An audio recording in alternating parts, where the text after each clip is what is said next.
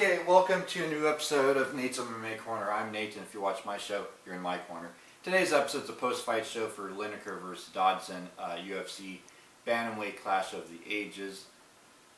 And this was a Fox Sports 1 Fight Night. And it was it's a post-fight of the main card. So let's get started. So the main event was John Lineker versus John Dodson. However, John Lineker did not make weight again. And I'm just convinced at this point that John Lineker needs to go up to featherweight because he missed weight at flyweight, he's missed weight at bantamweight. Just go to featherweight and eat whatever you want and then cut insanely amount, slow a little bit of weight, and then if you still can't cut that weight, now we know you're just being lazy and you're being ridiculous because, going up 2 weight classes now, that should solve the issue. It's just, okay, I'll sympathize with flyweight because, okay, maybe you're too big for flyweight.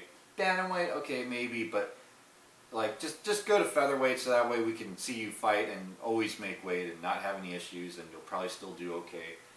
So this was John Dodson really trying to make a statement at bantamweight and get in the title picture after having a couple losses in the flyweight title fights he's had against Demetrius Johnson. And this fight went to a split decision. It was a 5-round battle in the stand-up. And there was pretty much no ground game the entire fight. And I was shocked it went all 5 rounds. I thought at some point someone's going to get a knockout because Dodson has knockout power and Lineker has knockout power. And at some point someone's going to catch someone in the 25 minutes, even if it took much later.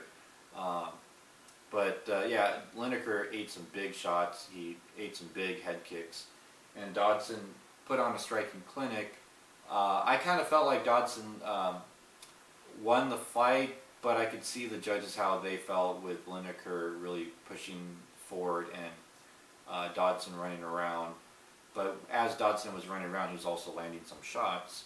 So it's kind of tricky, but I always go with the guy that lands more, and I'd have to double check the stats, but Lineker, you could argue, won the fight.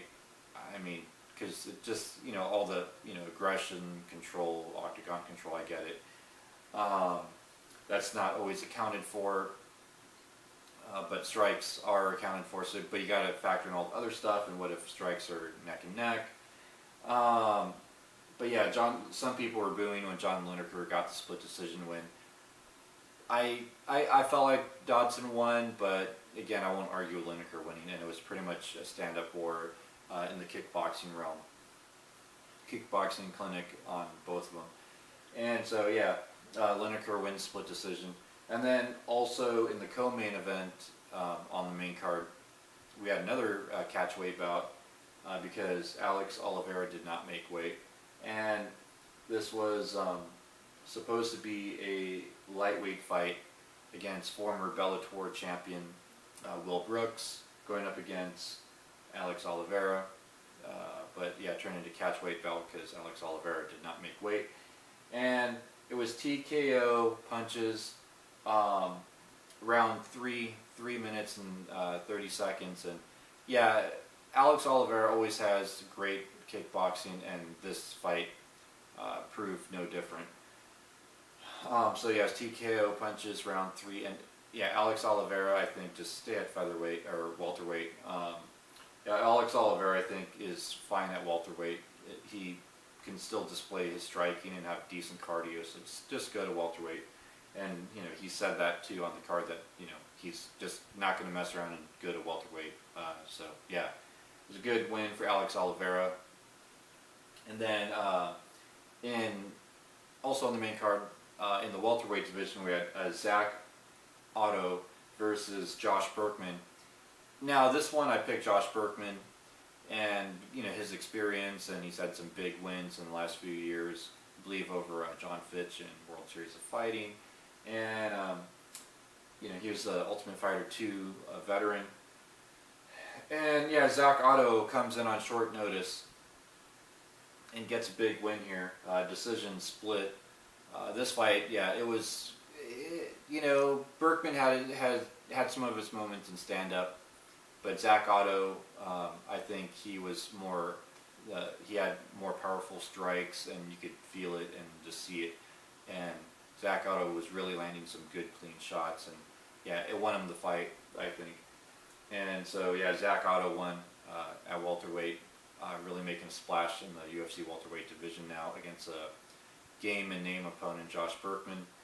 And then to kick off the main card in the flyweight division, we had Brandon Moreno versus Louis Smolka, and me and everyone else picked Louis Smolka and did not see this coming. Brandon Moreno, this was his big coming out party in terms of, here I am, you know, beat a top 10 ranked flyweight, and now I say you got to put him in anyone's top 10 rankings in the UFC flyweight division.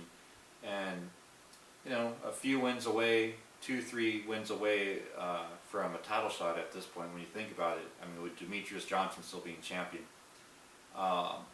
you know, a few wins in a row gets you a title shot. And Brandon Moreno, I mean, he really worked those hips to sink in, submission, guillotine choke, round 1, and yeah, the way he worked his body into getting that submission was just good textbook Brazilian Jiu-Jitsu. So yeah, good job, Brandon Moreno. Can't wait to see more of you, bro. And that wraps up the post-fight show for this main card. Stay tuned for my next episode, which will be a pre-fight show for UFC 204, Bisping versus Henderson for the UFC Middleweight Championship of the World. So until then, see ya.